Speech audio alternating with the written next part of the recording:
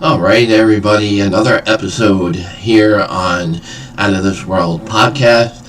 I'm your host, Matthew J. Haas, and I gotta change the background because it says Thursday nights, but I gotta change that. My error there. But we moved the show from Thursday night to Sunday afternoon, 3 p.m. to 5 p.m. Eastern Time, guys. So that's the new live streaming broadcast of Out of This World podcast on YouTube. Please go to Out of This World podcast show on YouTube and subscribe if you can. As you can see here, all the topics that we cover each and every week. I always try to find really amazing, big, interesting guests, and we have the gentleman today, and I'm excited to have him because I'm a fan of his research and work. I'm a big fan of this cryptid that is a very popular, globally known cryptid all around the world, and if you guys have ever seen the Mothman Prophecies, the movie, I don't know, we'll ask Steve his opinion on that, but I enjoyed that movie. I thought it was pretty good. I don't know how historically accurate it was, but again, that could be one of our questions for our guests. Guys, get our podcast anywhere on Spotify, YouTube, Rumble, Amazon, iHeartRadio, all those good places you can get any podcast and find our show on there. Best thing about this is you can watch this show anytime you want on the YouTube channel, so if you miss it, don't worry. Without further ado, I'm going to go ahead and introduce our guest as I bring in this slide here. I want to give a little background to everybody. This is Steve Ward. He's been fascinated by unexplained phenomena for over 50 years, with the 1966 UFO flap in Michigan and the Mothman sightings in West Virginia sparking his interest. He is a researcher and investigator influenced by figures like John Keel, Jacques Vallée, leading him into UFOs and paranormal activity through a non-conventional lens. Ward has researched Mothman extensively, and we call him the Mothman Guru. That's just one of his nicknames. Even working at the Mothman Museum part-time in Point Pleasant, West Virginia, giving tours of the TNT area associated with the sightings. We'll get into that. He co-authored a book, Mothman High Strangeness, previously titled High Strangeness, which explores the unusual occurrences in Point Pleasant between 1966 and 1967. The book details sightings of the Mothman, UFOs, and other phenomena, including accounts of the Men in Black and the Silver Bridge disaster. He has also been featured in numerous documentaries, such as The Mothman Legacy by Small Town Monsters, and he hosts his own podcast, which is cool. It is called The High Strangeness Factor on the Paranormal UK Radio Network, and is correspondent on Mac Maloney's Military X-Files. So let's everybody give a warm welcome to Mr. Steve Ward. Steve, how you doing? Welcome to Out of This World podcast. Thanks for coming on to be a guest. Doing very well. Thanks for having me. Yeah, no problem. This has kind of been like a month in the making. I asked Steve a little while back. We had to reschedule a couple times. So, but here we are today. We can finally get into one of the largest known cryptids of the world, all over the world known, the Mothman. Steve, what do you think of Mothman Prophecies, the movie? My first reaction, I was disappointed. Oh, you were? Okay. I read Keel's book many times. Well, that was just the first reaction. I wanted more of the book in there. Oh, okay. And they didn't do a lot with the Men in Black, but it dawned on me shortly afterwards, well, they couldn't do it because they'd already had one of the silly movies, the comedies, the slapstick with the Men in Black. Right. If they echoed that too much, people would have just, wouldn't have taken it seriously or whatever. Yeah. Now, as time has gone on, I've watched the movie I don't know how many times. I really like the movie. But here's something else let me give you. There's a great book out by Brent Raines called John Keel, The Man, the Myths, and the Ongoing Mysteries. Of course, John Keel authored the Mothman Prophecies back in, it was maybe about 7 or 8 years after the events. Mm-hmm. In the mid-70s it came out. And in Brent Raines' book, he recounts where he's talking. This is after John Keel passed in 2009, but he's talking to Sandra Martin, and she was John Keel's literary agent. And she was on the phone with him one time. He had been so disappointed over the years with many of the screenplays that were written from the Mothman prophecies. I think what people had done is just try to turn Mothman into a monster. But she said she was talking to him, and he was laughing. He was so happy. He got this screenplay that finally, even though they updated the story and they essentially told their own story, he said they finally captured some of the essence of his book. It was written by Richard Hatem. Now, Richard Hatem, you can see him on Small Town Monsters, does a great job with their documentaries. The Mothman Legacy is a sequel to the Mothman of Point Pleasant, and he's one of the people they interview there. And he talks about what was going on in his head at the time. I also had him on recently on my podcast, and a fascinating guy. I got to meet him a couple years ago at a Small Town Monsters event in Canton, Ohio. And so Keel had him, Hatem had Keel at his house out in California one time as a guest, and he told great stories. So Keel was very pleased with that.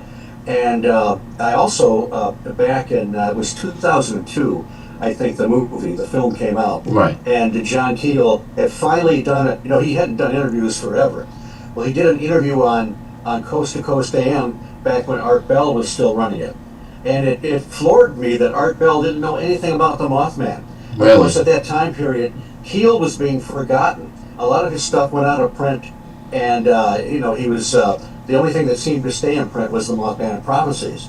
So, but anyway, he asked John Keel point blank. He said, "What did you think of the film?" And he said, "I liked the film." And he said, "The thing it really captured was the paranoia I felt at the time." And if you've read the Mothman prophecies, I think it's chapter 16. The title of that chapter is "Paranoiacs Are Made, Not Born."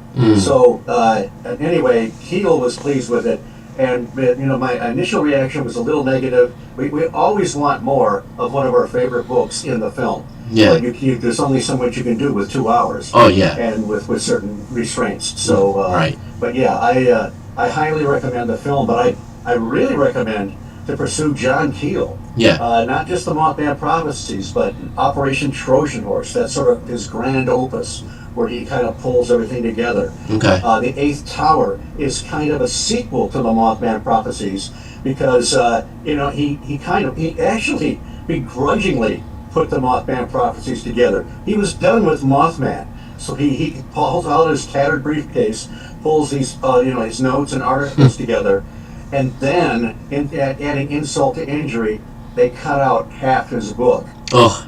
Some of it survives in the Eighth Tower. So anyway, and there are collections of his articles over the years and so forth. He was way ahead of everybody else in trying to figure this out. Sure. Before we get into some of the theories and discussions that are going on today about who the Mothman is, where he came from, there's a lot of speculation. There's a lot of interesting evidence, key witness, evidence out there as well, which some of the stories are very, compelling. What got you started? What was, got you interested in the Mothman? Like, did you have your own experiences? Did you know people that had experiences? What got you started? We really haven't had much in the way of experiences, although I did see some strange things in the sky with the guys from Wild and Weird West Virginia last year and the Chief Cornstalk Hunting Grounds, which is south of Point Pleasant, but we can get into that more later. But I was in Michigan in 1966. We had a UFO flap in March. Now, it was also hit the Midwest. This is a famous UFO flap because Dr. J. Allen Hynek, who then was still attached to the Air Force's Project Blue Book, and a lot of people thought Blue Book was kind of a public relations ploy. They weren't real interested in trying to solve the UFO mystery or really talk about what they might have known. But he was sent to Michigan, and he was still tied to the Air Force, so he had to straddle the fence. And he suggested that some of the UFO sightings might be swamp gas. So we've heard swamp gas jokes for decades because of that. He, I remember seeing the news. I mean, I was in junior high school at the time. I remember seeing the news broadcast live when he uttered those words. And now later on, he separated from the Air Force. He started the Center for UFO Studies in Evanston, Illinois, because he began as a skeptic, but he in talking to people and their experiences, he began to think there was really something to it. He wrote the book, The UFO Experience, where he first establishes the close encounter categories that we're very familiar with now. And I actually got to see him 10 years after the swamp gas fiasco at a Mutual UFO Network meeting, symposium in Ann Arbor, Michigan. That was a general area where they were having sightings in March of '66. And the title of his talk was Swamp Gas Plus 10 and Counting. It was had a lot of humor in it, but it was also very serious, and he talked about, the mistakes he made back in the old days and so forth. Nice. So that was kind of a jump start there. And I was reading the books of Frank Edwards, these great anthologies, where he talked about the Flatwoods Monster and the Kelly Hopkinsville Goblins and so forth. But then, that was March of '66. That following November was not the first sighting, but the first major sighting of the Mothman, where it chased two couples down Route 62 out of what they call the TNT area north of Point Pleasant. Right. So all that kind of jump-started my interest in this area. Yeah. Now, the TNT factory or warehouse, military establishment that was there, I know there's a lot of theory that's where he's mostly sighted, or reports of seeing him near there, and I know that's a place of interest as far as the Mothman goes. What was the very first sighting other than the '66 sighting of that area? Well, it was in about an hour and a half away at Clendenin, West Virginia. There's a cemetery there, and there were. It was November 15th, 1966, that the Scarberries and the Mallets, two married couples, were chased after they saw this thing, 6-7 foot tall, 10-foot wingspan, red glowing eyes. It was by the Old North Power Plant, which was a ruin by then. But a few days before that, on November 12th, in Clendenin, these grave diggers, imagine digging a grave, and you see this thing, this creature, this apparition, whatever it is. And just recently, I got to talk to a gentleman. He was the last survivor. There were 5 of them all together, and he was actually down in the 6-foot grave digging when he heard this commotion. And these guys all saw some kind of a winged creature overhead, and when they pulled him out, he didn't see it, but he saw the look on their faces, and he was sure that they really saw something. Wow. And so he kept quiet for decades. It's only a couple of years ago he told his family about it. I was reading something about that. I couldn't believe he held that for so long. Right. So and I got a chance to meet him, a great guy with his family, and actually Jeff Wamsley, who runs the Mothman Museum, he's already has 2 books out of the Mothman. Mothman, The Facts Behind the Legend, and Mothman Behind the Red Eyes. And now Jeff is the one that established the Mothman Museum, co-founded the Mothman Festival, has several other stories that we can talk about, but he is... So that gentleman's he's going to have more detail about what he saw, or what he and his buddies experienced. But he also recently Jeff got 2 interviews of people that did talk initially and are quoted in the Mothman prophecies, but they have kept quiet for over half a century. And one is Roger Scarberry, who drove the car that night that the 2 couples were in the car, speeding almost 100 miles south on Route 62 into Point Pleasant. And also Connie Carpenter, who's mentioned in the Mothman prophecies. She was, I think, about 19 years old, still in high school. She was driving past the Mason County Golf Course, and she saw this thing. So you're going to hear or read, when he gets his book out, more detail, up-to-date stuff, because, decades go by and you wonder, did it really happen? In fact, I was in on part of the interview with Roger Scarberry. It is under double secret probation. I can't talk about it, but but you'll read about it when Jeff gets his book out. One thing I can tell you is the day before, when Roger showed up and talked to Jeff and said, I want to set the record straight. I keep hearing how people keep misquoting what happened. And Jeff said, Roger, just tell me, did it really happen? And he said, it scared the hell out of us. So I'm really looking forward to these updated interviews and some that the people have never spoken about it before. Wow, that's crazy. I wanted to show our audience really quick. I have a couple of pictures here. Here we go. That's the. Oh, yeah. Here's the TNT area. I just want to explain real quick to our listeners and viewers. The TNT area in Point Pleasant, West Virginia, refers to the former West Virginia Ordnance Works, a World War II era munitions plant. This site, now known as the McClintock Wildlife Management Area, was where TNT was manufactured and stored. The area is also famous for its, what we were talking about, the association with the Mothman legend, and some of the bunkers rumored to be the creature's hiding places. So just wanted to show some people some images here, which is pretty cool. It's almost like almost reminds me of like a mine, in a way, the way it was kind of structured. And there's an old picture, black and white, of what the building used to look like. I don't know what date of that picture is. It's in black and white, so obviously it was a while ago. What do you think of the picture, Steve? Oh yeah, if you Google it, you'll find a lot of old black and white pictures of the way it used to look. Yeah. The Old North Power Plant, where they saw this thing, was torn down in the 90s. Okay. I actually saw it. I went down there in 1977 after I read John Keel's book. Yeah. Just went down there blind, found the little hotel. I had a map, and you were able to drive around that area back then. I had no idea where I was going or what I was looking at, but I did get to the Old North Power Plant.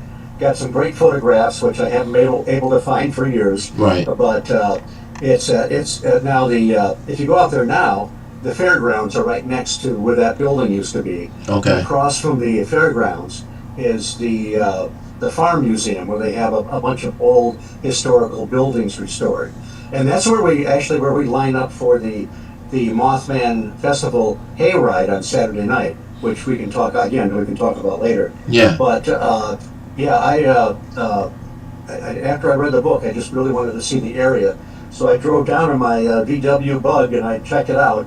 And then the next time I came down was in 2006 for my first Mothman Festival, which was, trying to remember which, it was at number 5 or something like that. So, and I've been coming down since, and then a few years ago I moved down here. So now I'm a West by God Virginian. Nice. I don't know what your thoughts on this, but I also know that not just like Point Pleasant, but West Virginia area, but like you said, we brought up Ohio. There was the chemical plant. There was a lot of controversy that maybe had caused the bridge to collapse. I don't think there was enough concrete evidence to say it was or it wasn't. But he's also been spotted in Chicago, and there's been some researchers diving into key witnesses that have seen him in areas of Chicago. Well, I caution people to be a little careful with some of the Chicago sightings. Okay. I have a source from 2 different people in MUFON that told me that some of the original sightings were all coming from the same IP address. And it was almost as if, and I'm not claiming this, but almost as if people were the same people, or were creating these sightings, but pretending they were from other areas. Okay. There's a great researcher named Alison Jornlin who really has dived into this, and she found that many of the alleged sightings, she interviewed people and so forth, did not seem to be that credible. Now, she did find a couple that she thought might be. I would just caution people that the Chicago Mothman sightings may not be all that seem to be. I'll let people decide that for themselves. Right, right. So, going back to Silver Bridge tragedy, like, there's been sightings of him around that tragedy that occurred. I don't remember the exact amount of people that that were on the bridge when that incident happened. Did they ever find any concrete evidence as to how that bridge collapsed? Yes, it was 46 people lost their lives on the bridge that night. It was December 15th, 1967, just after 5 o'clock. It was rush hour traffic and Christmas traffic, and the bridge was full. There's something wrong with the lights. They weren't changing, and people were stuck on the bridge. But they reassembled it, and they found out it was strangely enough what they call the 13th eye bar, which is way up on top of one of the I don't know what you call it, spans or whatever, was faulty. And also, over the years, it was built in 1928, and all that the heavy traffic, it wasn't really meant for that. As the decades went by, I've talked to people that went across that bridge before it collapsed, and how shaky it was. And I know a lady who's actually was a Mothman witness. She would go across with her sister, and her sister would actually have to carry her over certain parts that were open on the walkway where you could just fall through. I mean, they were just not. There was a big alarm that was raised when this thing collapsed, and the way bridges were constructed and inspected changed after that. Right. But so it was actually the 13th eye bar. I personally, this is my personal opinion, I don't believe that the Mothman, whatever this was a harbinger. I think that all this stuff just happened at the same time. Okay. And I don't think that it caused the bridge collapse. Right. But again, people are in different camps on that. Yeah. Well, I've heard stories or theories that he was possibly a prophet. Like, he happened to be around a time where something were to happen, like right before a big event or a tragedy, and that maybe he was more of a maybe like a warning to the people in the area. Right. I just my opinion. I don't.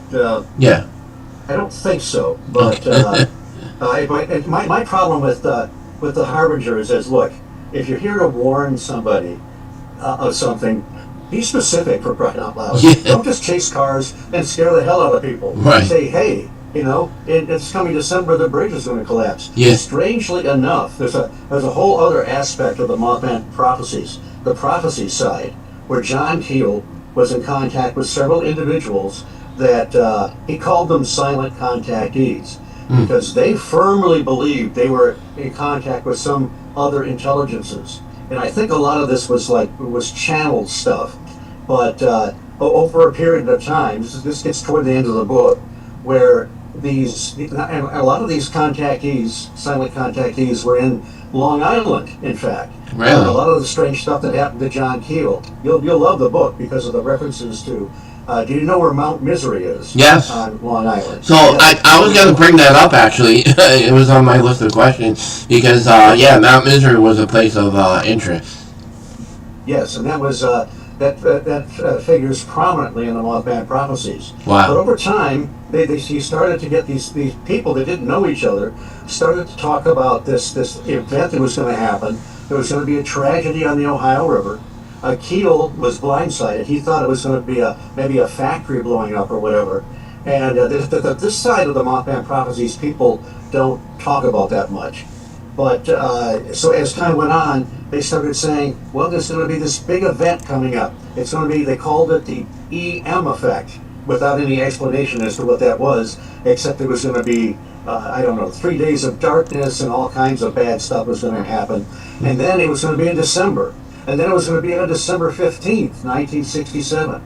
And so by this time, if you read the book, Keel admits that he was super paranoid because some of the predictions that were coming through of plane crash and so forth were coming true.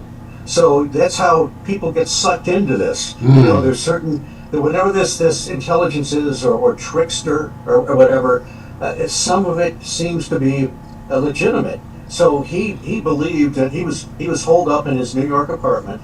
He had bottles of water, and he's watching the TV, fully expecting something terrible is going to happen on December 15th. And then and it's supposed to happen when President Johnson lights the Christmas tree. And so Johnson lights the Christmas tree, everything's fine, nothing happens, and then a few moments later, there's a bulletin talking about a bridge has collapsed between Ohio and West Virginia. Oh, wow. And Keel knew it was the Silver Bridge, and he was furious. It was like whatever this was knew something terrible was going to happen.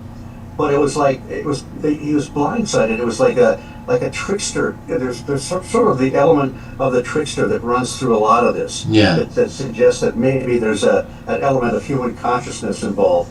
But but it was actually, there was a tragedy, and it was on the Ohio River. It was the Silver Bridge, and nobody was looking that way. They were looking elsewhere. Wow. Yeah. So maybe in a way, like the way I think of it a little bit is maybe it was trying to get him away from the area to kind of protect him because he had all this source of information, and maybe it didn't want him to be harmed, and like somehow got him not to be in the area while that happened. It's hard to say. I'm trying to think. There's some great lines in the movie. Yeah. Where the great scenes between John Klein as Richard Gere, right, and Dr. Leak. Now, remember Dr. Leak? That's Keel spelled backwards. Yeah. And it was intentional. Alan Bates. They have these great conversations, and Alan Bates talks about how we're not. It's hard. I'm paraphrasing, but it's hard to fathom their reasoning or what they're trying to do. Yeah. And there's a great scene where Richard Gere's character is at his wit's end, and he says, didn't you want to know? Because the Alan Bates character gave up years ago because of the horrible experiences he had. And he says, we're not allowed to know. Right. And it's almost like we're not allowed to know the reason these things happened. But they did. Yeah. And it's just very bizarre. Yeah. And what I find kind of cool, you might find this funny or interesting, but the guy in the movie where John was having these experiences, and he found a guy who was doing research just like them, and he traveled to the guy to get interview him about his experiences. The guy who he interviewed actually looks a lot like Steve Ward. Oh, you think so? Yeah. You know what I'm talking about. That was Alan Bates with the beard. I said, it looks like Steve. Well, I'll take that. That's okay. Yes, I've followed him for years. Alan Bates, he did a hilarious film that was in French, but it had English subtitles called King of Hearts. And if you ever, it takes place during World War I, and the Nazis are coming in, and there's a house for an insane asylum, as they would call it, and Geneviève Bujold is in it. And anyway, it's a great movie. He was a great actor all the way through his life. Yeah. And I like the fact that the actors that they chose for the film too, made the movie more so enjoyable to watch. And at least for me, because I'm a big Richard Gere fan. I like a lot of his work and whatnot. But I thought the guy who played John Keel, I thought was great. I thought he portrayed him, I think, almost perfectly. Yeah, but he was he was really good. Yeah. And Richard Gere, and especially remember the scenes in the motel where he's supposed to be talking to this entity, Ingrid Cold.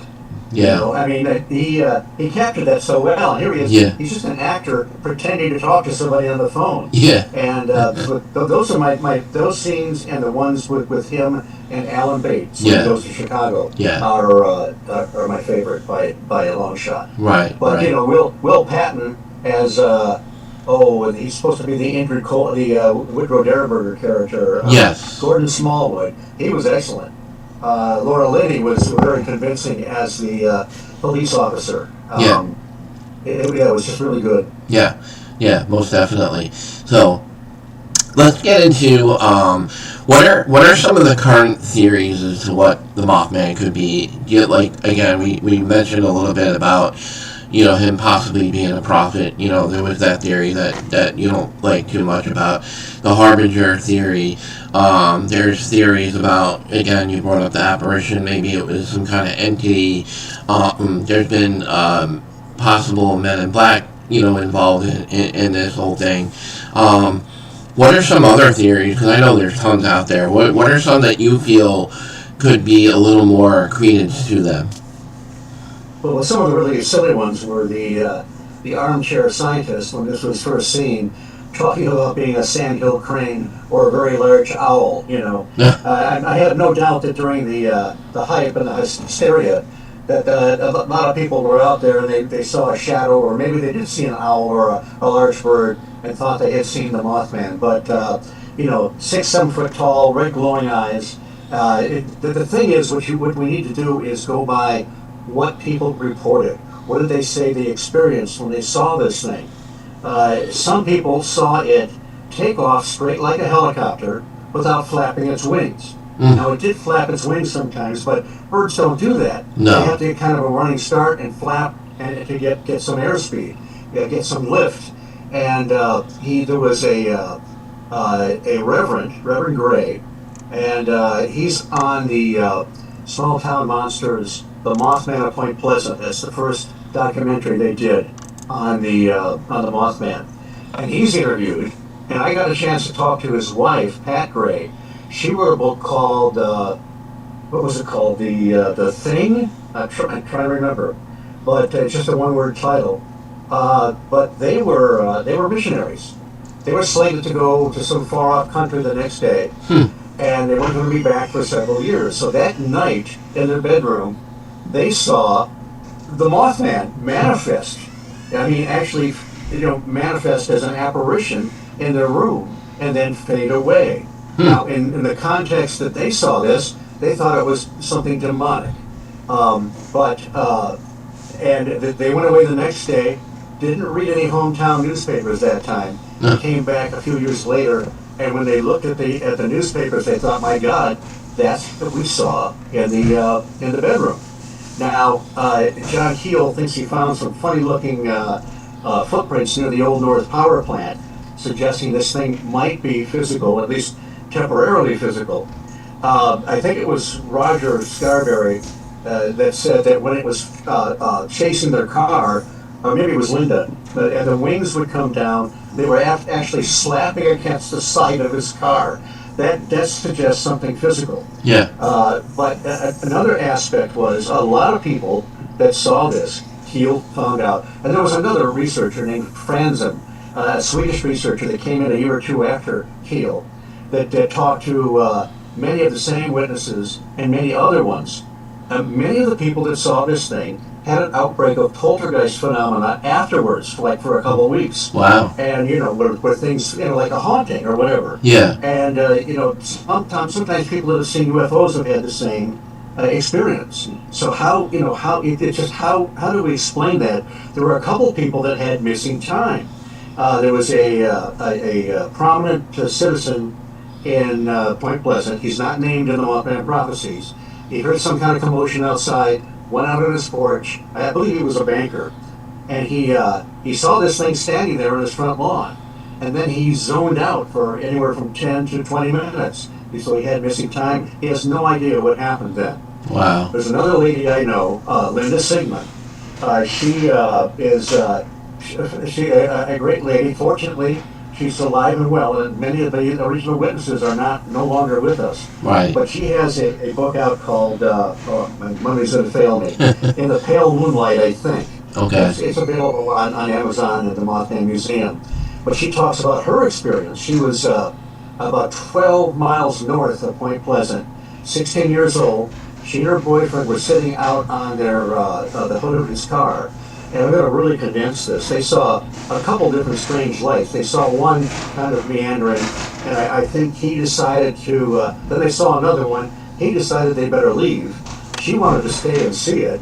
And so they took off. She's leaning out the car window and looking up, and she sees this light, but she also sees some kind of a creature or apparition that is apparently the Mothman.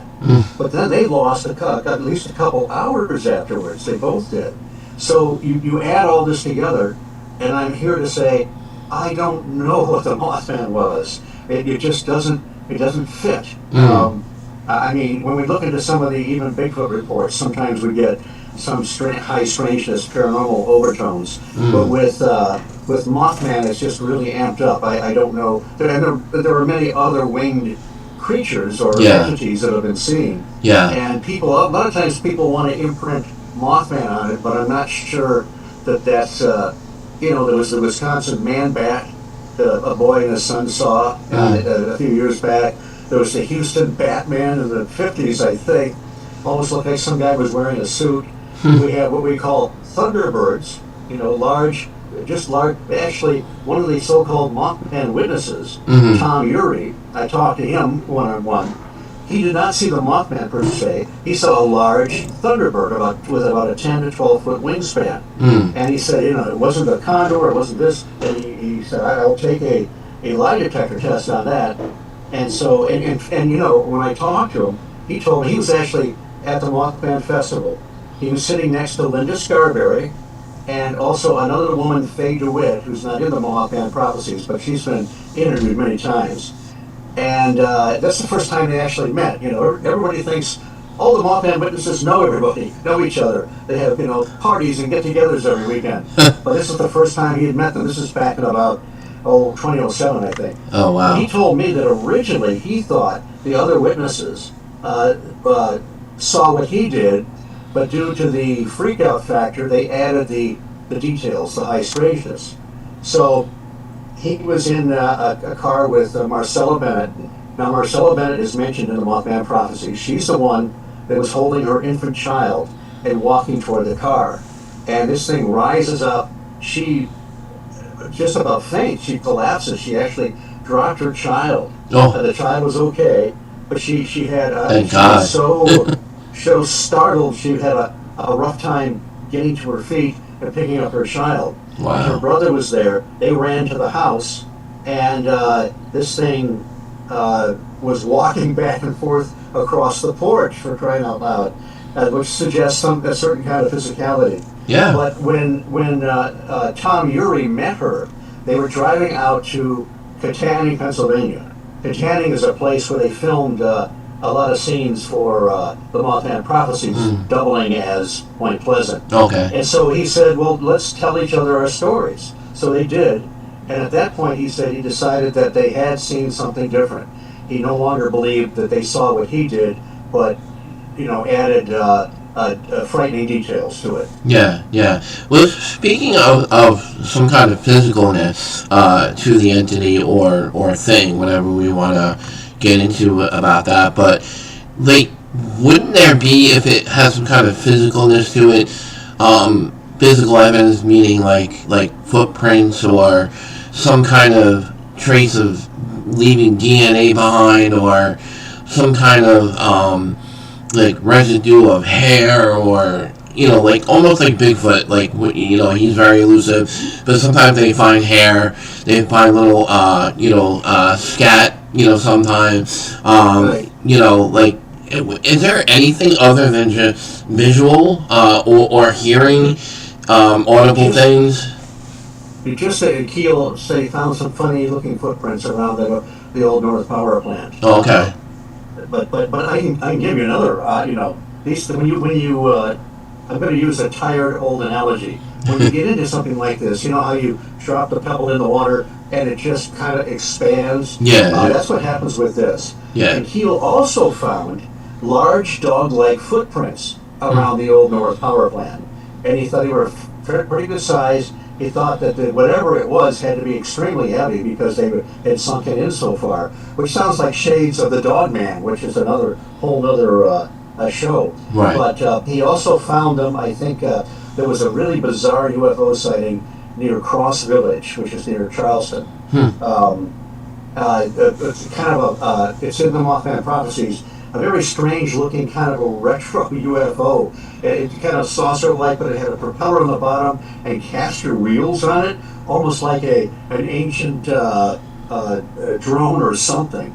But it was seen in this one area. But these strange footprints were seen there as well. These dog-like footprints. They also found footprints that looked a lot like the footprints you see from Apollo 11 on the moon. You know, the footprint with the it looked like the old tennis shoes, flutters or something. I don't know. And I talked to a retired professor out of the Michigan area. He had a talk at a Michigan MUFON meeting several years ago. He was investigating Bigfoot sightings and UFO sightings in Michigan. Mm-hmm. And because there seems to be, when you get into the Stan Gordon research in Pennsylvania and so forth, there seems in some cases to be some kind of a bizarre connection between high strangeness, paranormal Bigfoots, and strange lights in the sky. But he said, during his talk, he says, we keep finding these large dog-like footprints in these high strangeness areas. Yeah. And I thought, what? And then in the Mothman Prophecies, John Keel consults with Ivan Sanderson, the great British naturalist who lived in New Jersey, a friend and colleague of Keel. He said the same thing, but we don't get any more information. He just says, yeah, we keep finding these strange dog-like footprints in these areas, and that's all we get. I wish that they were both alive so we could ask more questions. But here you have researchers separated by how many decades saying we're finding these odd footprints that we don't really expect to show up in these places. So that's what I guess that's what makes this endlessly interesting, is that you just never know what you're going to find or what kind of connections seem to show up. Yeah, definitely. No, I agree 100%. I want to show another slide I have here, a picture of I want your thoughts on this, because this is kind of a well-known photograph. I'm sure you know which one I'm going to bring up. Let's see here. This one here, there was apparently a photographer or somebody taking a picture of the bridge, and there's this, thing on the top of the bridge, and there's this photo here, and basically, they I guess it got put out there, and right away, of course, they relate to the bridge and, the Mothman, and I don't know if this photograph has been debunked as being legitimate or genuine, or if it was faked. You know about this photograph? I've seen it many times, and I've seen other, there's a photograph of some kind of a winged, shadowy winged creature near the Twin Towers prior to 9/11 and everything. I have to say that, a friend of mine encountered the photographer that took these photographs by chance several years ago, and I don't think that shows up in those pictures. But here's when I see these pictures of Bigfoot, of supposedly Mothman or whatever, for me, I just completely reject them. Because in this day of CGI and now AI, you can't believe anything you see. And even with AI, you can't believe anything you hear. Yeah. There's these fake interviews with people trying to get you to buy stuff, celebrities, but it's not real. Yeah. So,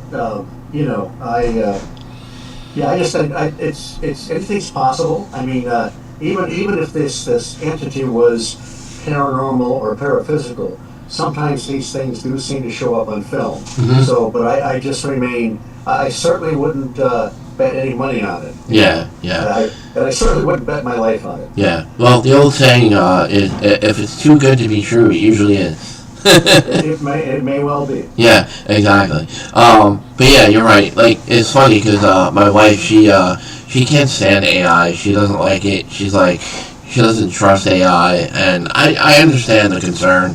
And yeah, and I'm an artist myself. Like, I'm into a lot of creativity things, and like, so for being an artist myself, like, when I see AI taking over like the graphic design world, and now AI can create videos and logos, and like it's taking over like some of our graphic designer positions and jobs, and it's like AI can almost create anything now. Yeah, I know. It has it's like everything else. It has a positive side. But Yeah. it also has a very negative side. Yeah, no, it does absolutely. So I always joke around, but you never know. But like I joke around always saying like AI, like and Terminator, like some of these movie producers, like I think had some kind of inkling as to what our future could look like, and then they made movies out of them, and then like when you look back at the Terminator, and then here we are with AI, and we have these robots that are coming to life, and like it's just so insane to me. I know. It can be a little frightening. Yeah, no, definitely. You guys host. Let's. I want to plug the festival you guys that you have annually every year. Um, let the viewers and listeners know what's the festival. When did it get established? When did it start? And what goes on at your festivals? Like, what you have? I know a lot of vendors. You have speakers, guests. I know it's like there's some dancing, live music. There's food. Looks like a really good time. Again, I've never been down there. I one day am gonna get down there. I believe it was 2001. Or Okay. was it 2002? Anyway, it's one of those years. Yeah. And it's been my first was 2006, and it's you know what I'm going to have to find out what I'm not sure what the number is because we had two cancellations because of the COVID stuff. So, Unfortunately, yeah. I'm the MC, so I better know what year it is Yeah. when I'm up there. Uh-oh. But No pressure. it's every third weekend of September, however that falls. It's sometimes different weekends because of the way the calendar goes. But this year it's the 20th and 21st, always Saturday and Sunday. It is there's no charge except for the hayride. I'll get into that in a moment. There's thousands of people there now. It's just it's very crowded. It's very difficult to get a room close by these days because they fill up. There are several chain motels across the river in Gallipolis. The Low Hotel right now is shut down because somebody has bought it and it needs to be renovated. So they're going to be doing that, I guess, over the next couple of years. I can't wait for that to be ready. But the up and down Main Street, you got the T-shirts, gifts, food, everything you could imagine. The Mothman Museum is right there too. Very hard to get into. They only can limit so many people inside because of the fire marshal rules and so forth. Right. But in there is Jeff has a phenomenal museum. I tell people it's great to come to the festival, but you also need to come kind of off season, so you can get to move around a little bit better. Yeah. But the museum is phenomenal. Jeff Alonso was 5 and 6 years old when all this happened. He was when the bridge collapsed. He was way up on 30th Street. He was in his basement playing with his toys, and he actually heard it. He heard I think he felt the vibration and so forth. Wow. Of that horrible tragedy. Yeah. And he was about 6 when the Mothman sighting started. His father started collecting articles and so forth. His father took some, I think it was 8mm or 16mm film of the bridge disaster, what happened afterwards. And but the museum is, the front part is books, T-shirts, gifts, and so forth. Everything Mothman. And then it costs a few bucks to get into the museum in the back. And there's displays. We have 5 documentaries going at the same time. There's movie memorabilia there along one wall, and there are things that explain the history of the Mothman. There's just everything in there. Yeah. And also next door is the Point Pleasant Trading Company, which even has more T-shirts and gifts. Oh wow. If you go the other way down the street, you come to Bunker 304, which is kind of a vinyl shop, a bunch of old used records, and a lot of music memorabilia. If you go above the Point Pleasant Trading Company, you can play a round of Mothman Blacklight Mini Golf, which is awesome. It is so well done and put together, you won't care. If you're competitive and you lose, you won't care. It is excellent. And we also, I think that might be shut down during the festival. I'm not sure. Oh, okay. And then there's an escape room, which I think is shut down. You have to put in ahead of time to do it. Right. But they have an escape room with different rooms set up, kind of period piece deals. And I told people I will not do the escape room because in some circles I'm known as the Mothman guy. If I fail, I'll never live it down. I tell people they'll find me weeks later dehydrated, so I won't. But it's just, everything's so well done. And then also at the festival, the street that crosses Main Street, perpendicular, that's 4th Street. And that's where the Mothman statue is. Okay. It's that gets lines, long lines as well. Oh yeah, sure. But on that street is where the speakers have their tables normally. Okay. And their books and so forth. They're very accessible. Jeff has a lineup of speakers on Saturday and Sunday that cover all kinds of topics. Ken Gerhard is going to be there. Nice. I'm going to stop there because I'm going to, if I start listing people, I'm going to forget several. But many, I think he's got it pretty much set for this year. Yeah. And keep checking the Mothman Lives website, Mothman.com festival, and you'll see who's there. I'm going to be speaking I traditionally speak the last speaker on Sunday, which is about 2:00. When everybody's driving home, still, if you're there. If your car is broken down, you can come and see me. I'll be speaking about the Loch Ness Monster, but it's going to be a very paranormal aspect, some stranger things that people usually don't talk about. Then they also have, they're probably filled up by now, they have tour buses going out to it takes you around town, takes you out to the TNT area. Nice. And also, right now, on Saturdays, they run 2 smaller shuttles out there for people that want to go out and see the area. Nice. And you have some very knowledgeable people out there. Jeff and Darla, they are 2 of the main ones that take people out there. And once in a while, they have me ride shotgun out there, which is kind of fun. Nice. And you can always meet up with me usually on Saturday afternoons from noon to 4. Yeah. I'm just there to greet people, answer questions, and I will wander off to the Mothman statue often so that the family, everybody can get their picture of the Mothman statue. Nice. They don't have to send the uncle they don't like out to take the picture. Yeah, that's fun. Yeah. It's been on my bucket list for years. Every year something happens and I have to, some reason I can't get down there, but I'm definitely going to come, if not next year, but at some point I'm going to come. Yeah. Well, the speakers are just trying, there's so many churches there. There's a church on the north end of town, which has a nice facility where they have the speakers and it's, it's air conditioning and so forth.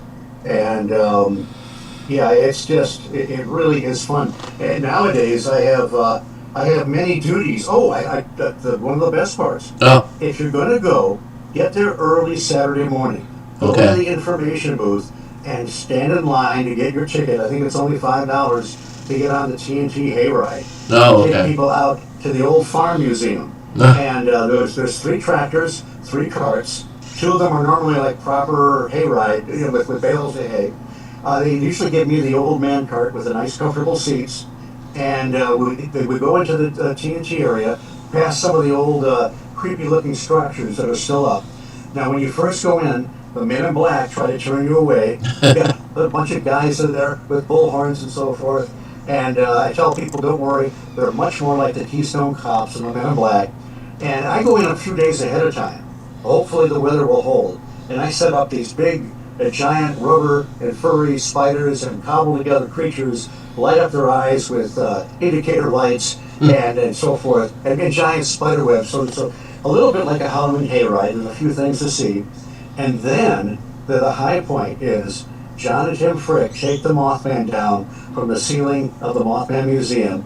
They go out and hide behind what they call the old acid plant. They run him down a wire, and they have this ingenious low-tech hand crank delivery system to bring him down and to wind him back. and they light up his eyes with battery power. That's and funny. They blast a sound effect from, I can't tell you where they got the sound effect. I don't believe they're paying royalties, and I don't want them to end up with ankle bracelets. So it's just, and then I'm going to give give a warning. Just when you think it's safe, and I'll be telling people, well, I think they're out of the woods now, everything's calming down. There's a couple guys in ghillie suits that jump up out of the shadows and scare the hell out of you. It sounds like just an overall fun time. Again, I wish I could be there this year, but again, maybe next year. But guys, if you're tuning in late, I can't believe it's almost 4 o'clock. At this hour, I just try to let everybody know we're with a great guest. Is Steve Ward. He's the Mothman guru of Point Pleasant, West Virginia, and the Mothman Museum. He works there part-time. He's got a book out, guys. I just want to show the name of the book here again. Here we go. High Strangeness. He co-wrote a book with Mark Randall, and I highly recommend it. A lot of really good, informative things. And, I suggest you guys get it. It gives you more background about what goes on with the Mothman. And, we're getting into some theories. We're getting into the festival. Let me get back to the camera here.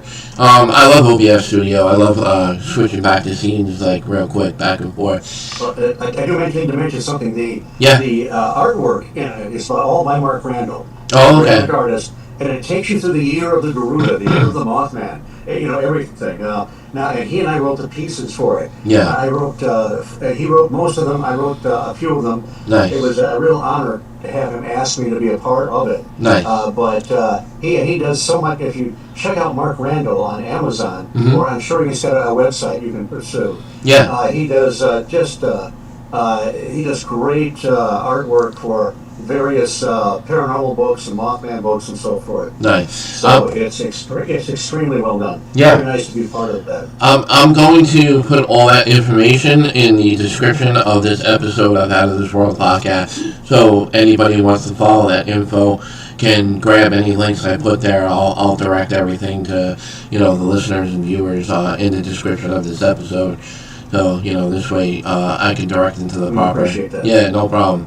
I support everything you guys do because, again, like, you do your festival for free, and it's like, a lot of conferences, cost a lot of, dollars, and some people can't go because it's expensive, and, it's very rare for festivals like yours to be what you guys offer and what you do, and it's free. It's like, it's almost like unheard of. So. Yeah, Jim has done an incredible job. He and his family and friends have all pulled together, and it just always comes off so well. Yeah. It's like I say, I used to be the happy-go-lucky guy that would show up in the early days. Yeah. And I told people I would get the fever. With anything with Mothman on it, T-shirts, books, or whatever. I get the fever. I get the shakes, and I have to buy it. Now I have responsibilities. Yeah. I'm the MC. I speak there. I help set up ahead of time, and it's. I never dreamed, when I was that kid reading that first report on. This is that they were just calling it the bird back then. Mothman didn't even have a proper name, by the way. Right.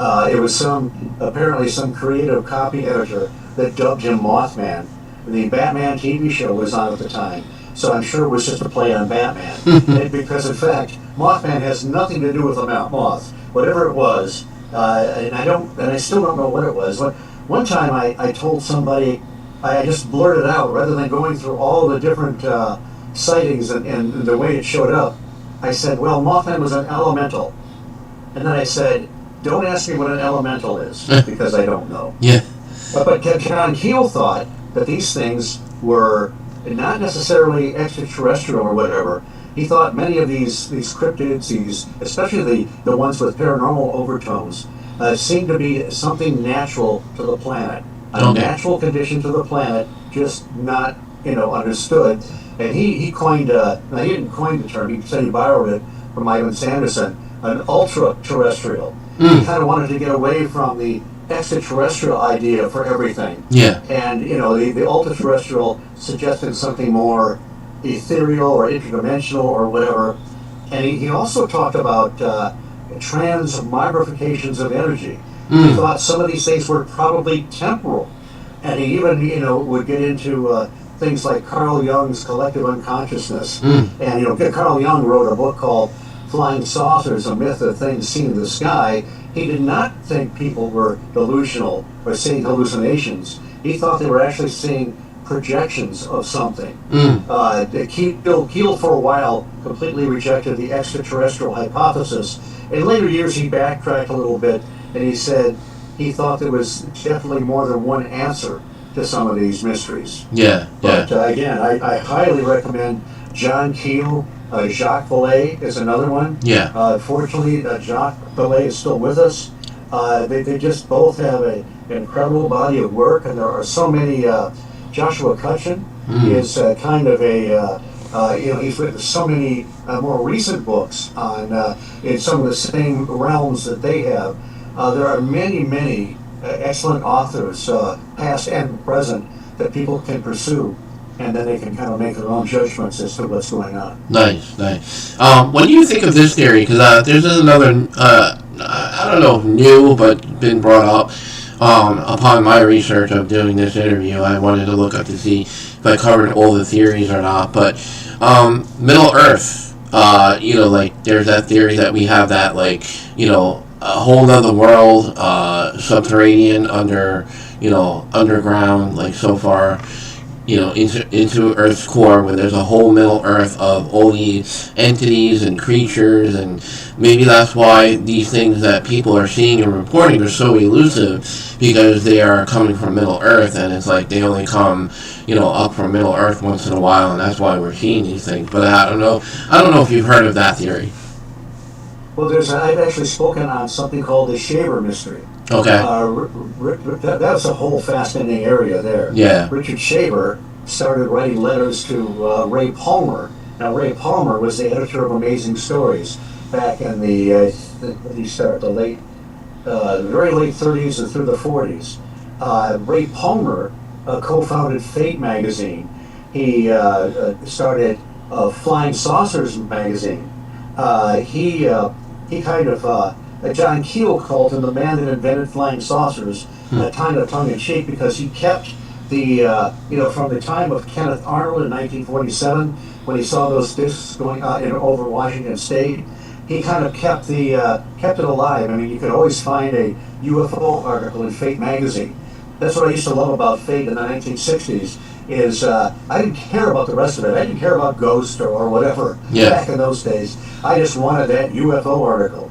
And so Richard Shaver claimed that he had been held prisoner for years by this degenerate race called the Darrow underground, and that they had some kind of a craft that was sort of flying saucer-like. That's what people were seeing back in the 40s. It's a really fascinating area. I suspect that I don't think Shaver was just crazy or delusional. I think he was sort of tapped into a source of information the way some channelers are. But it doesn't mean that the information was objectively true. But this is a whole, if people want to read this, Dean Bertram has got some documentaries out on that. And also he has gone back and interviewed some of the principals. Richard Toronto has written several fascinating books on this area. But now there's also kind of parallel to that is the Hollow Earth theory. Dr. Raymond Bernard, and this goes way back to, in the 1800s, people were writing books where they thought that the Earth was actually hollow, that the Earth's crust was maybe 800 feet deep, and if you went, you could actually go through the polar openings in some of them, and when you would get inside, Edgar Rice Burroughs, who wrote Tarzan and John Carter of Mars, he was inspired to write a science fiction series about the inner Earth called Pellucidar. And so it's fascinating. You get in there, and you're standing on the ground. The center of gravity is in between that 800 miles or whatever it is. So when you're standing inside the hollow Earth, you look at the horizon, and it slowly fades up. It fades out, looking up, because you're like on the bottom of a bowl. And And Dr. Raymond Bernard was probably one of the most famous authors. That wasn't his actual name. It was a pseudonym. But I think that the hollow Earth theory is probably not valid because we have. I remember vaguely my basic 101 geology when I went to college for a while. Just for a while, I had an associate's degree, but not in any kind of very prestigious degree. But they talked about P waves, I think pulse waves and S waves were seismic waves, and you can send those through the Earth, and you can receive them on the other side of the Earth, and the way they react tells you what the Earth, what the interior of the Earth is made up of, and it does seem that they are on the right track when they talk about the the mantle and the inner crust and the Earth's core and all that stuff. So I don't now is in the Shaver mystery, they didn't claim it was a hollow Earth. They claimed it there were these huge caverns where these entities lived. Now, and there's also in the more in modern day, there are people that claim that during their abduction experience, they were taken underground to huge caverns and so forth. So, is it possible that there is some kind of I don't know, intelligence or life force inside the Earth somewhere? Sure, I mean, who knows? I just don't believe that we are literally on top of a hollow Earth. Yeah, I mean, there's so much, like, I feel like, there's just, we just hit the tip of the iceberg in exploration of our own planet.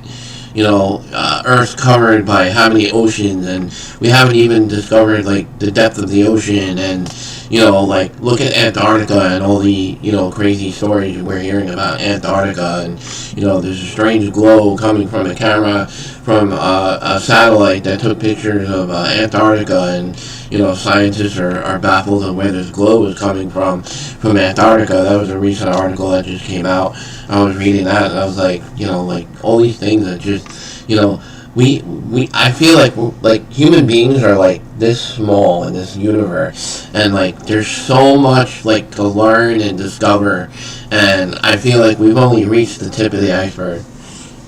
Right, I agree. I mean, there's just, that's why it's hard to get stuck in one particular theory and be, rigid about it. Yeah. Because, and I have to tell you that back in the old days, and sometimes when I'm speaking, I say, you kids all remember the 60s, don't you? Well, a lot of them don't remember the 60s. I was born in the 70s, so.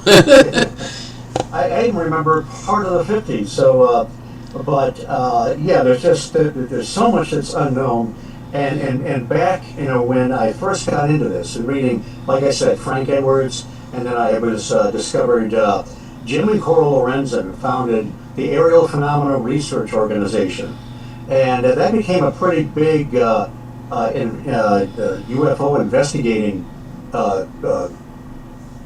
force, and they had a lot of scientists and so forth there to support them. And they wrote these great books about UFO occupants. Back in the early days, there was also the National Investigations Committee on Aerial Phenomena. Dr. Donald E. Keogh, Major Donald E. Keogh. And back in those days, Keogh and NICAP were very happy talking about strange craft in the sky all day. But they got a little bit twitchy when you started talking about landings and some of the entities stepping out. Right. But the Lorenzens didn't have any problem with that. And John Keel, he wrote one of the early articles talking about what Dr. Hynek would have called a close encounter of the third kind, where you see some kind of a craft and some kind of an entity involved with it. And so Keel wrote an article way back in the heyday of these articles starting to pop up in True Magazine. It was called Never Mind the Saucer, Did You See the Guy Who Was Driving? Yeah. And so he started talking about these classic cases. And then, shortly after, the editor of True Magazine invited him into his office. He pointed in the corner, and there were like 6 of these huge mail bags, canvas mail bags sitting there. And he said, those are all responses to your article. Oh, wow. And hundreds of them had to do with people that had had some kind of a sighting or experience with what they thought was an abduction or something to do with an entity. Yeah. So, way back in those days, I was an ET guy, man. Flesh and blood. They're coming from other planets. They land. They take soil samples. Sometimes they give us a ride. And sometimes they give us an unscheduled medical exam. Yeah. And but then, as time went on, the book that kind of jarred me a little bit was John Keel's Strange Creatures from Time and Space, that has been reprinted in recent years as The Complete Guide to Mysterious Beings. And in there, he starts to talk. He gives you a whole array. He talks about Mothman, landings, Bigfoot, and so forth. But he starts to talk about something called window areas. People might call them portals or dimensional openings or whatever. But he's trying to come to grips with, why some of these things, UFOs and cryptids, seem to pop up, and people see them and then they're gone. Where do they go? Yeah. And also the vast array of UFO sightings.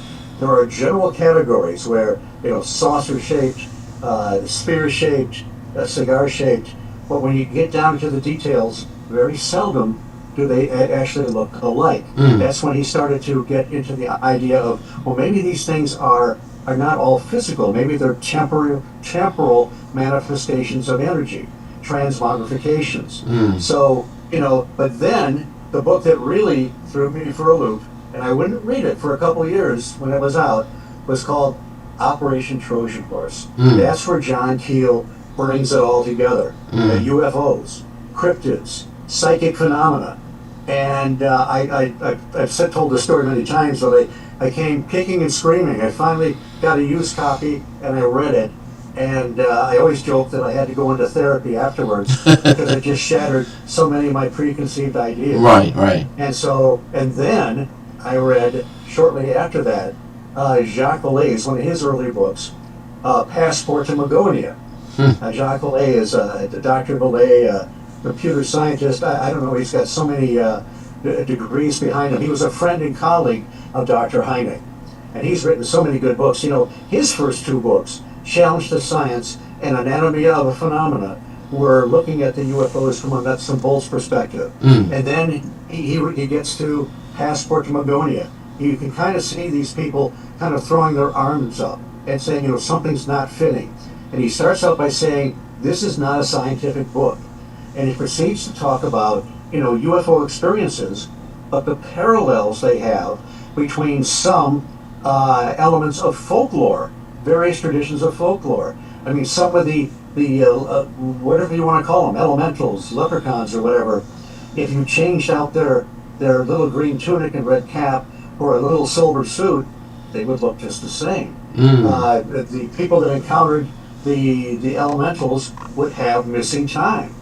They would be maybe spirited away to a cavern or in a mountain or whatever, but there are many similarities between at least some UFO experiences and some of the elements of folklore. Yeah. And so after I read those two books, I was just on a completely different track. And for a while, I was way over on the other side. I thought these things were purely, I don't know, psychic manifestations, temporal manifestations or whatever. But now I've come to the point where I think we're dealing, in some cases, with both. I think we're dealing with flesh and blood cryptids in some cases, and nuts and bolts UFOs in some cases. But on the other side, I think Keel was right onto something with paraphysical manifestations, transmogrifications of energy, and how to sort, if that's correct, how to sort through the two, I don't know. Yeah, I mean, it definitely seems to be all linked together. Like you said, there's some kind of connection with all those things. What fascinates me is, like, scientists are more now making this a little more mainstream than it used to be. So, like, they're a little more comfortable coming out and saying, there's something to this, there's something to that. They're coming out more about interdimensions and parallel universes. I always liked the theory and idea of this, being a paranormal investigator myself, where one of the things that we discuss a lot is What if they're not ghosts per se that we're investigating and reporting and seeing and witnessing ourselves as human beings, but what if what we're witnessing are actual interdimensional beings or things coming through the parallel universes, and they're actually, entities or physical beings coming through that, and they're not so much ghosts per se, but this is the phenomena that we're coming across.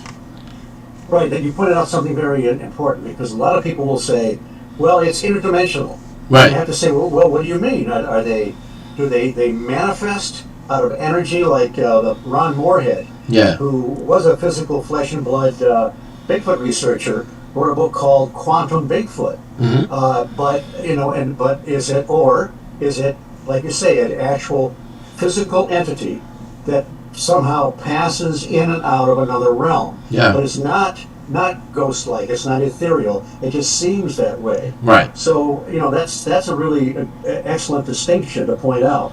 And I don't know if you're familiar with Albert Rosales. Mm-hmm. He's got at least 15 books out from his amazing database, and they're called Humanoids, the Others Amongst Us. And it goes all the way from 01 AD to 2015, I think. And when you read through those, some of them do seem like, we have to look at a physical explanation for some of these things. But others are much more Helian, more ethereal or whatever. So when you read through those bizarre encounters, Yeah. and there's so many of them, Yeah. and you can be sure we're not getting all of them. I mean, how many people have these experiences and they don't talk about it? Right. Like the silent experiences. The people that have seen things and they just don't want to talk about it. Like that one guy. Like he waited all this time to talk about his experience. Right. With Mothman and all that. So, like, people are afraid to come forward, but then when they find out that more and more people are being more aware and sharing their stories and experiences, like more and more I do feel like are coming more forward. And their encounters are very compelling because they really feel they've experienced something. Right, and that brings up a good point because I did an interview at the Mothman Museum the other day, and I forget what the exact question was, but I said that there's when you get to the like the Mothman Museum and the whole Mothman thing, and not just that, other aspects of the paranormal. Yeah. There's not a downside to this. There is the fun side. You go to the Mothman Festival in the museum. There's no shame in buying a T-shirt, playing blacklight mini golf, or whatever to support the movement. And that there's the spirit of fun, but there's also the spirit of that intrigues both of us, the unknown, trying to unravel these mysteries and put the patterns together.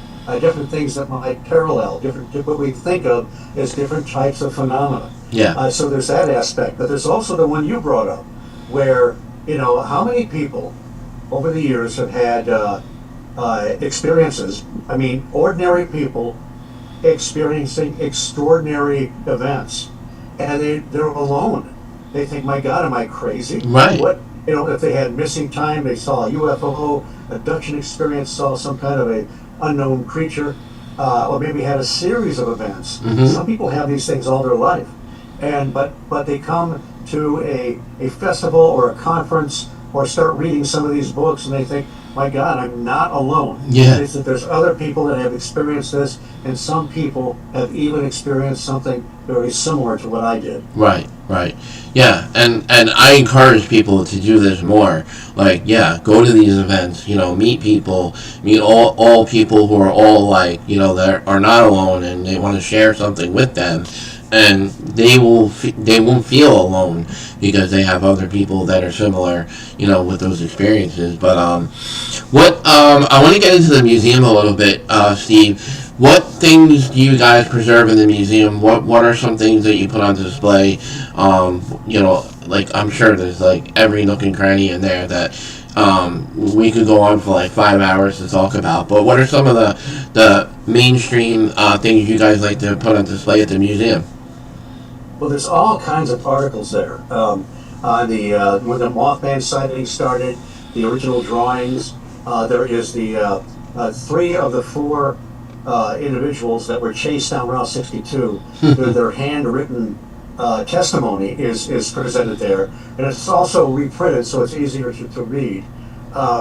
There are individual displays on the Men in Black, on that first sighting and so forth that people can read about. Like I say, there's great movie memorabilia from if you've seen the film. Remember the scene where Deborah Messing playing Richard Gere's wife, she's drawing what she had seen, the creature she had seen during the car accident. Well, those illustrations that they used there are there in the frame. Wow. There's also, if people haven't seen the movie, they won't know what I'm talking about. But remember the chapstick? Yes. Chapstick. Yes. That's there too. Oh, really? To watch. So it's very cool. If you've seen the film, you'll get a kick out of it. There's there are like I said, there are 5 documentaries going. Several of them are right out where you can see them. When you walk in, the Mothman of Point Pleasant is playing right behind the person at the counter. There's a clip from a couple clips from I think the Travel Channel and the Learning Channel. One has to do with the Indrid Cold incident, which is a whole other can of worms, and also one is with the. Normally we have one up there with the Silver Bridge collapse and what happened there. If you go, there's actually a room you can walk through, a little narrow room, where there's a tribute to Carolyn Harris.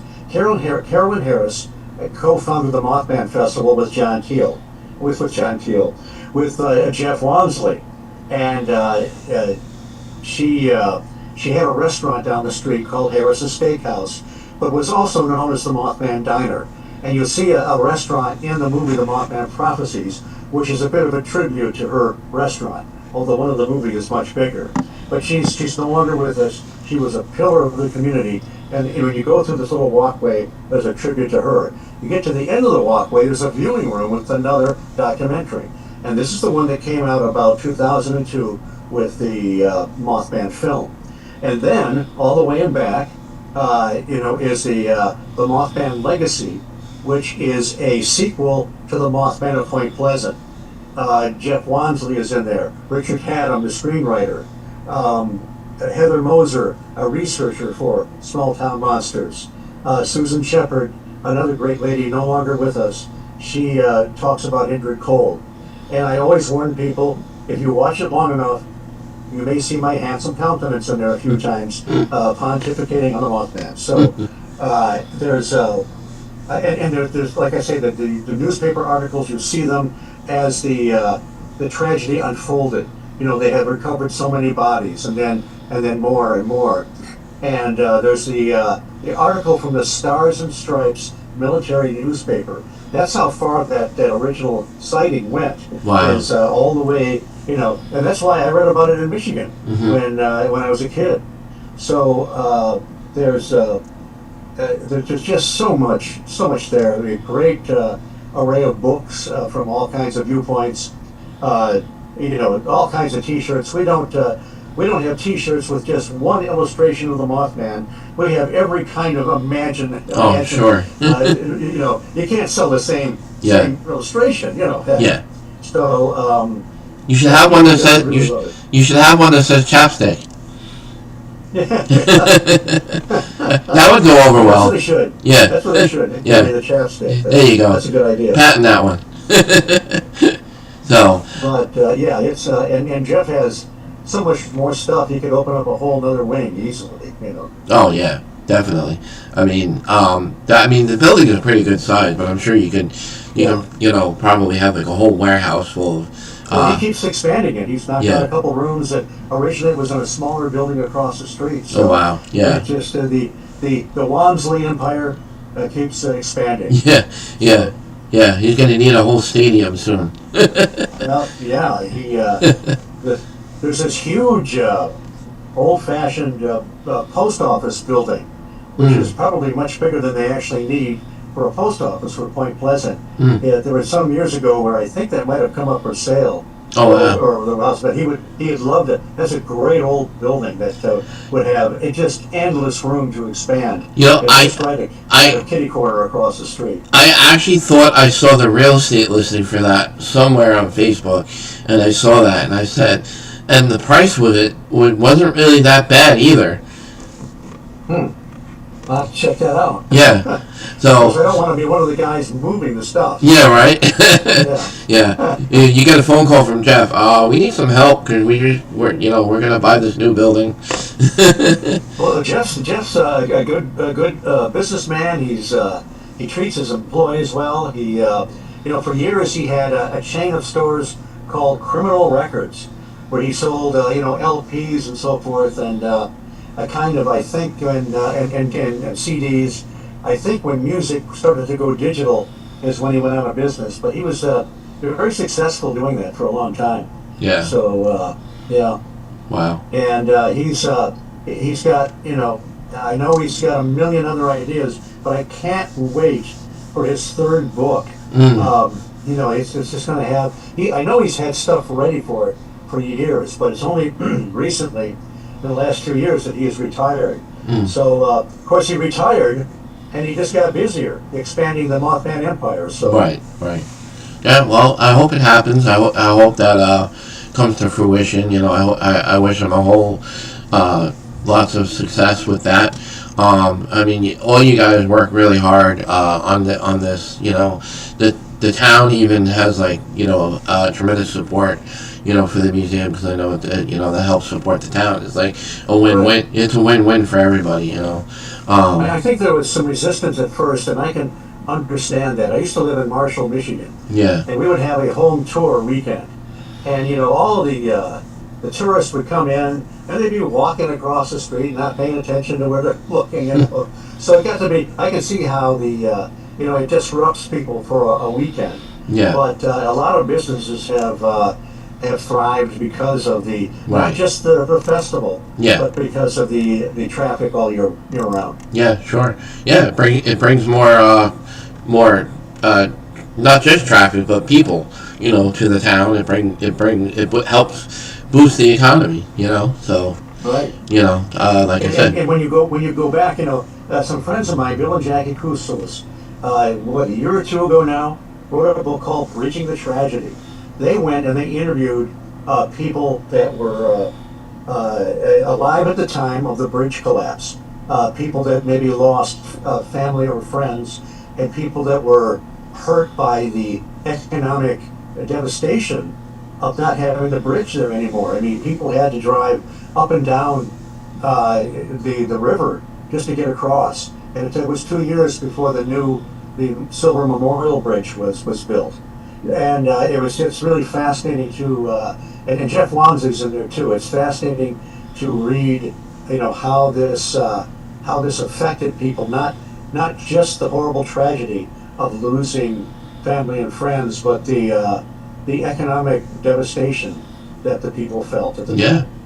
Yeah, absolutely. There's all different aspects of it, So definitely, opened up it made people more open-minded. So, but I can't believe we're at 4:30 now. I'm gonna make sure I cover everything in our interview. I think my list of questions are pretty much covered here, but I wanted to ask your thoughts with UFOs.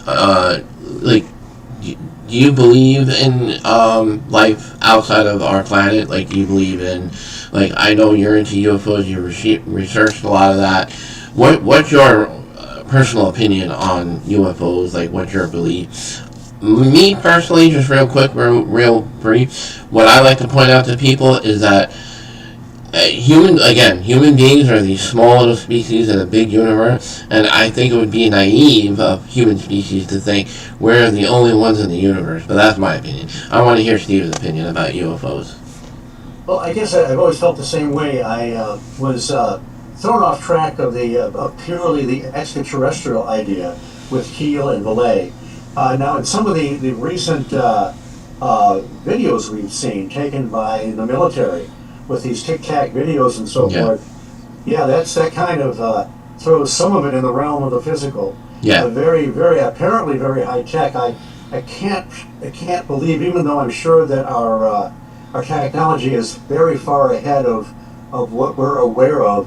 It's hard to believe that that's not something else. I'm not sure. People talk about the vast distances. Well, if it's very possible that these entities can traverse spaces through, the tired old expression of portals, window areas, and so forth. When you look at the Skinwalker Ranch, Yeah. a lot of people know of that show. I highly recommend the first book that came out, called The Hunt for the Skinwalker, by Colin Kelleher and George Knapp.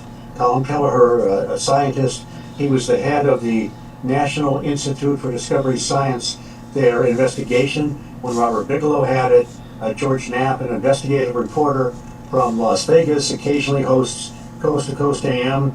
A fascinating book. I remember those guys coming on Coast to Coast AM in the 90s, telling us some of these stories. Yeah. Now, there are some other more recent books by two co-authors. One is Cheryl Lynn Carter, who I know personally, who's done some great research. If you see her name on some of the more recent books, she's really dug into and found some great information.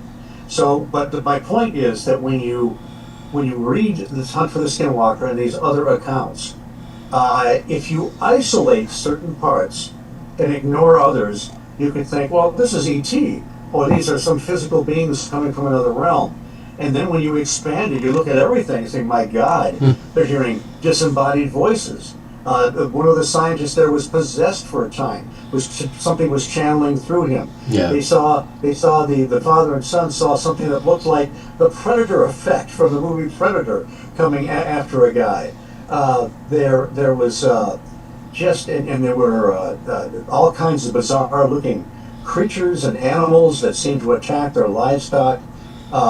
It's just in a whole array of different types of what appear to be different craft and so forth. It's hard to know what to make. And then the cattle mutilations, which are just bizarre. I know. That's just a whole area that is just unfathomable. Yeah. So I guess it's almost like a cop-out. I have to say that there has to be more than one answer. It's not simply a physical beings coming from another realm, but that seems to be part of it. Yeah. But there's something else. Keel talked about a reflective factor, paranormal mimicry. It's like they're suggesting that even with some religious miracles, some religious miracle encounters seem like they may be something supernatural or whatever. But then there's others that seem like they might be sort of a mimicry, the man's collective unconscious, sort of like, let me give you an example. We have a lot of Bigfoot sightings. Some of them are that seem to be very flesh and blood, the hair samples, footprints. Even some of those can have a high strangeness factor. Just ask Ron Moorhead. Yeah. But then you get the ones that Stan Gordon investigated in southwest Pennsylvania back in 73 and 74. Bigfoots that disappeared. They were shot at point blank and they disappeared in a flash of light. Some of them left footprints, some did not. There was the Rochelle monster was it Indiana? Indiana, yeah. Yeah, they nicknamed him Roro. We had Momo, and so they had to have a Roro. This thing showed up, and people were hearing like breathing. They would smell an odor. There'd be pounding on the house. They wouldn't see anything, and then they started seeing this creature, which was translucent in some cases, and it seemed like it was kind of phasing into existence. But it even attacked chickens, livestock. It didn't eat them; it ripped them up. John Keel talks about some of these things in The Eighth Tower, that he thought that perhaps they were, again, he thought they were temporal manifestations. In some cases, transmogrifications of energy. They exist for a while. They act like animals. They attack livestock. And then they sort of melt away, like they have this temporal existence. Something really, really bizarre. You're familiar with Jim Marrs, who wrote several books on conspiracy stuff. He wrote one talking about the military remote viewers Yeah. that they would be given they were trying to find out what the enemy was doing, the bad guys, but they would also be given these sort of red herrings where they would have coordinates of a place on Mars or a UFO sighting, and so they'd kind of test them, and so they would bring back this information. Well, apparently they were remote viewing Nessie, the Loch Ness monster, at times, and they were seeing this kind of bulbous creature with a neck or whatever, but then they would disappear. It's almost like it was temporarily real, almost like one of John Keel's ideas. Now, in Strange Creatures from Time and Space, he said, look, there's he calls them type A cryptids and type B. Some of them he thought were in fact flesh and blood. And he even mentioned some of the water monsters and the Yeti as a possibility of something being real, but he thought some of the others were temporal. So he was, really had kind of an open mind to these things. And again, I can't recommend Keel enough. When I do my podcast, people joke that I can't get more than 2 sentences out without talking about John Keel. In fact, a friend of mine, Jeffrey Talkington, says, yeah, we have a drinking game when we listen to your show. Every time you mention John Keel, we take a swig. So if that's the case, they probably don't last much more than 5 or 10 minutes. That's funny. It's great you brought up your podcast, because I also want to plug that for you as well. What are some of the things that you guys do on your podcast? What are some guests that you have? What are the topics? Other than Mothman, I'm sure you bring up other topics. But sure. Yeah. Well, we've been on a little bit of a hiatus. We're starting up again this coming Friday. Ken Gerhardt, a Bigfoot expert, has written a book on the Mothman, so we're going to be talking about all that sort of thing. I've got another Bigfoot researcher coming up shortly after that, and a guy that's in Michigan MUFON after that. We've been around about 5 years, and so with a couple of hiatuses, now and then. But Nick Redfern's been on. Some people that are kind of unknowns that have had interesting experiences. Richard Haddam, the screenwriter of the Mothman Prophecies, was on not too long ago. Now Andy Mercer is this is on the Paranormal UK radio network. Andy Mercer is one of the movers and shakers there. He's been my producer and co-host since it started. Nice. And he lives in England, and if he doesn't edit it and put it out, nobody hears it. Now we also have a great lady called Susie Bastille. She has had her own show at times, and she's been around for our show for a year or two. Don't ask me the time frames, because I'm not good at that anymore. But she is known as the Pugwudgie Whisperer. You've heard of Pugwudgies, right? The little critters off in the Bridgewater Triangle. She's got her own websites, does a lot of great research, and so the three of us really just have a good time. Occasionally, another co-host. I have guest co-hosts sometimes. Brandy's a young lady I've known for many years, and she's been on. And Bruce Harrington, otherwise known as the Creature Seeker, who has run the Creature Weekend many years. So it's fun to have kind of a rotating band of guest co-hosts. And we've just brain, don't fail me now. From Todmorden, England, a gentleman who had a close encounter and an abduction in 1980, and I'm waiting for the name to come to me, but I don't think it's going to come to right now. If it does, then we'll mention it. Okay, but he was a great guest from the UK. Nice. There's just so many, and I can't pull all the names up right now. But we have a whole backlog of great talks. Nice. Alan Godfrey. Godfrey. Alan, forgive me for very well known. He was we just it's a lot of fun. I mean, some friends of mine that used to do the Ghostly Talk podcast years ago, and they ended it recently, but I think they're going to start up again. They they were having so much fun. They kind of pioneered the podcast thing way back in about, they started about 2002, I think. Wow. I discovered them in 2006. Yeah. I see them at conferences. They lived just in, I used to live in the Detroit area. They lived a few suburbs east of me. And I thought, how great is it that these kids are interviewing all these big names, like people from ghost hunters and authors and so forth. And I thought, I'd love to do that someday. Mm-hmm. And someday I finally did. Yeah, now here you are. So that's great. What, in your opinion, or actually, how do I put this question? What would you like Mothman to be? Like, if we were to one day say he's a very real thing, this is the evidence, it's irrefutable proof. What would your own dream be of, like, what kind of thing would you want Mothman to be? Like, would you want it to be, like, related to UFOs? Would you want it to be, like just an entity? Like, do you have, like, any of your own hopes as to what it could be?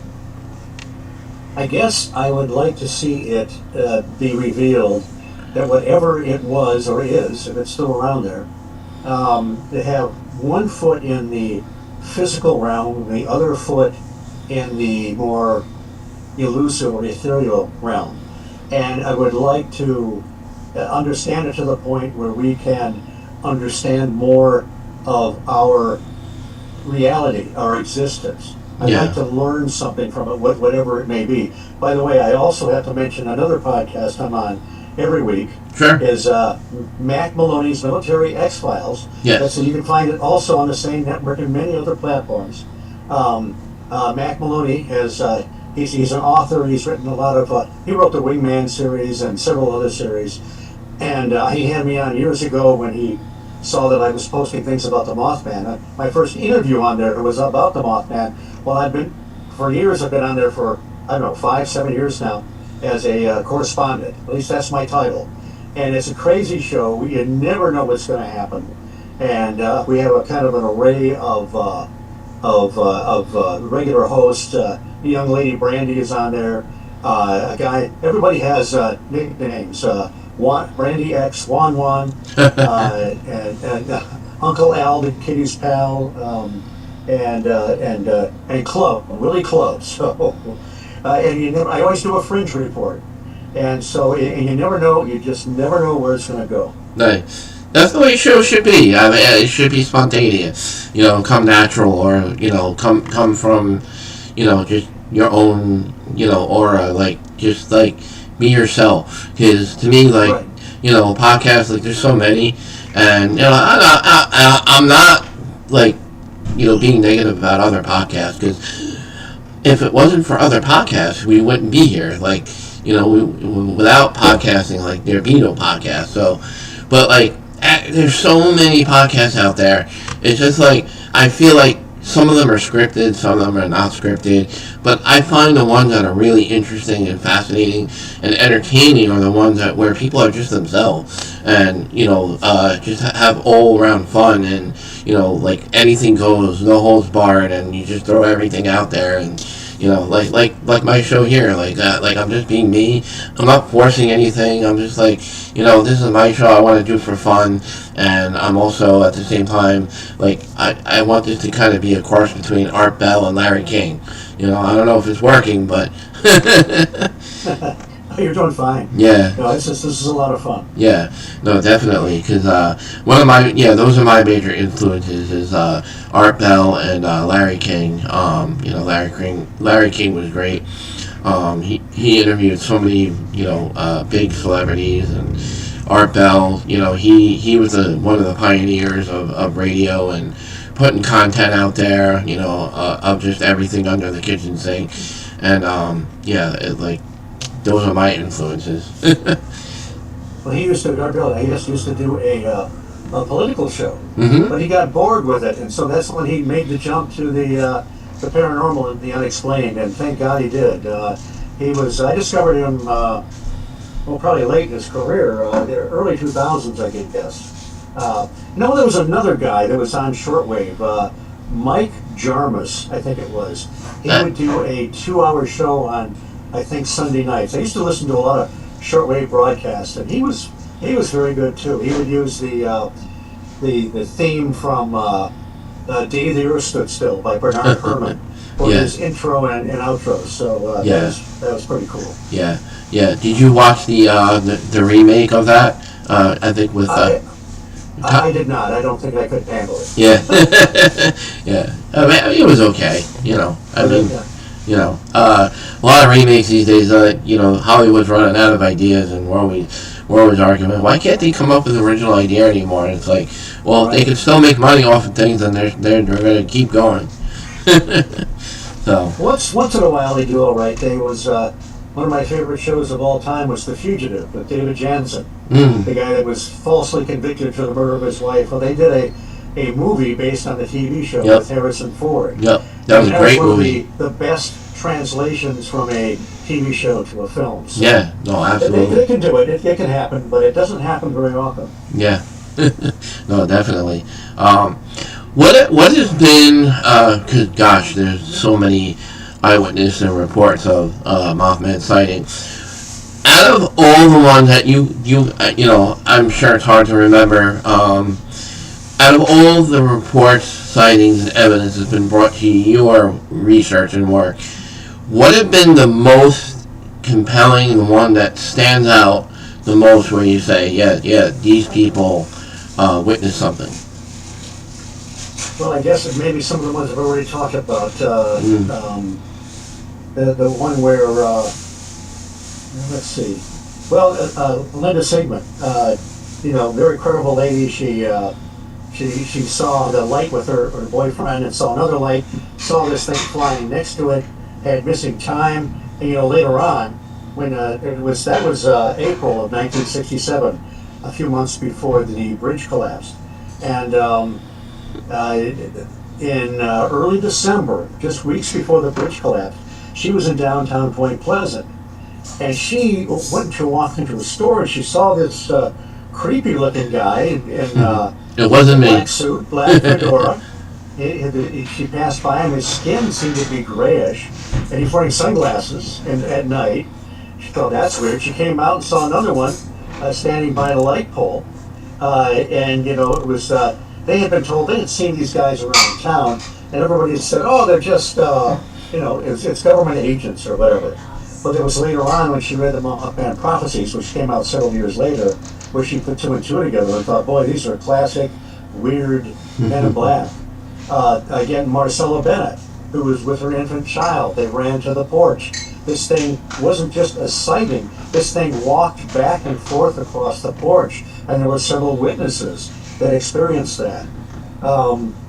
I guess, there's some odd ones. Well, when you talk to some people and they give their report, they become more compelling. Like Roger Scarberry, Linda Scarberry, she never changed her report. Yeah. And then there was a Mrs. Ralph Thomas. She used to live in the TNT area. There were actually houses out there. And she saw this thing. She said it wasn't flying. It was walking very quickly, like a robot or something like that. Kind of grayish. And this is toward the end of that period when people were seeing it a lot. Kino chronicled a little over 100 sightings at that time.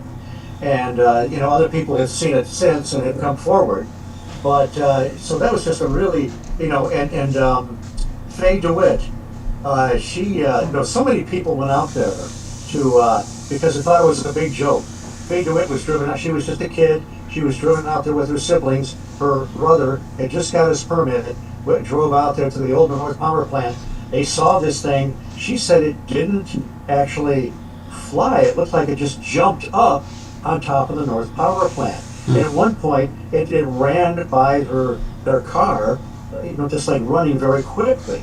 So you get these, not everything is every sighting was a carbon copy of the other. Right. So that's when you want to, pay attention and suggest that people aren't just being copycats, they may actually be telling you their actual experience. Yeah. So yeah, I just I've always wondered what you always hope that if you have an experience like this, Yeah. You have the presence of mind to use your camera or to pay really close attention to what's going on so that you can report it accurately or really to take the whole thing in. Right. So my next question, and probably last question as we head toward the bottom of the second hour here, is do you think the world would be ready and prepared to for visit of extraterrestrial or otherworld life? There was a recent publication about an interstellar object. I'm sure you've heard this on the news or media. They're saying that there's no gas trail. There's no there's just very strange things about it that doesn't make them think it's an asteroid. They don't think it's a comet. It's moving very fast. They say it's going to come here sometime in November. I don't know if it's going to come in direct contact of Earth or not, but they're very open to the idea of it being possibly extraterrestrial or not of this Earth. And it's like the hottest topic I think right now is that article that came out and everybody is talking about it. Do you think the world is ready for that? I don't know. They thought that about the remember the other elongated object. I can't remember the name. I can't pronounce the name of it. Yeah. But it came through. Yes. It was kind of a. There were two others that were like that one. Yes. So I don't know. I think supposedly the years ago the Brookings Institute decided that we couldn't be informed that if the ET was real or whatever. I think that's a load of hogwash. I mean, people got the news, a lot of people would accept it. Some people would say, no, the government's making up more stuff again. Some people would look at it in a religious context and think it's demonic, perhaps. But life would just go on. Now, it would depend on if there was actually some kind of an interaction between some other entities and us. And you wonder, what about the ones that may be already here? Yeah. Are they going to think, hey, what are these guys doing? They're interlopers. They've been here for centuries. Yeah. Find your own solar system, or maybe the ones that are coming to visit us are going to go after the ones that have already been here, and they're going to go to war. Well, there's a lot of, I mean, if there really is something there, and there's really some kind of interaction, we'd have to worry about the practicality of some kind of virus or bug or whatever, or something that may not be like when the missionaries went to Hawaii way back centuries ago, and they passed the flu bug around, and all those people perished, unfortunately. Yeah. So I don't know. I guess I was a little more comfortable back in the days when I thought, nope, it's not ET. It's something else. It's something more elusive. Yeah. But I don't know what to think of that. I think probably it's not just another false alarm. I mean, people love to speculate. Yeah. They love to wonder if there's actually a bunch of gray aliens in there, spying at us with the looking glass, thinking, right. No, they're in a lot of turmoil right now. We're going to pass by these guys. Yeah. I mean, for me personally, like they're so advanced. Like, why would they even want to bother with us? Like, because they're so far more advanced, because they're coming from a long distance, right? Like, when they're traveling from other galaxies and universes, wherever they're coming from. But if they were hostile, and they're such advanced more than us, they could blow Earth up in an instant, I'm sure, and wipe us out in a heartbeat in seconds. So why would they want to come here to be hostile? Unless we have something they want. Maybe maybe they want Baskin Robbins ice cream or something. But who knows? Yeah. It would be interesting to actually have that kind of a communication. I mean, there's been so many scripted movies and books and so forth that have speculated as to what it might be like. Right. It would be. I'm pretty sure we have absolutely no clue. No, we don't. No, I don't think we're prepared because that's the very thing that statement right there hits the nail on the head because we just don't know. We don't know. So I'm gonna end our interview there. Okay. Steve, if you'd like to stay on, we'll say our goodbyes privately after I end the show. But yeah, publicly to our audience, our listeners, Steve, thank you for such an awesome interview. I hope you had a good time. I know I did. I had a really good time. These are always fun, and I enjoyed your questions and the way our interview kind of meandered into all kinds of different things. Yeah, no, I try to put like segues into connecting the dots and throughout the interview. Like sometimes it goes off topic, but it still relates in a way. And some shows tend to go off topic a little too long, but I try to make the guests feel comfortable and like as if we're sitting in a bar shooting the crap. So. But very good. Yeah. So everybody, hope you guys enjoyed Steve Ward. Please go visit the Mothman Festival. When's the date, Steve? Again? This year it's September 20th and 21st. Come Friday. I mean, you might be able to get into some places and check out the museum and so forth. And it's every third weekend of September, however that may fall. That's when the Mothman Festival occurs. Nice. And get your ticket early Saturday morning if you're there for the TNT Hayride. Right. And there's a big line at the museum, and try to get your experience at the museum if you can, because there's a lot of great things on display there. So. And definitely go off season, where you can move around more. Yeah. And you can actually get directions in the museum on how to get out to the TNT area and explore on your own. Right. Exactly. So, alright, so we're going to end that there. I'm going to play my video here. Guys, I hope you enjoyed this podcast this week. Real quick, next week, guys, August, I believe, 17th, Sunday. Again, the show is moved to Sundays, 3 p.m. to 5 p.m. Eastern Time.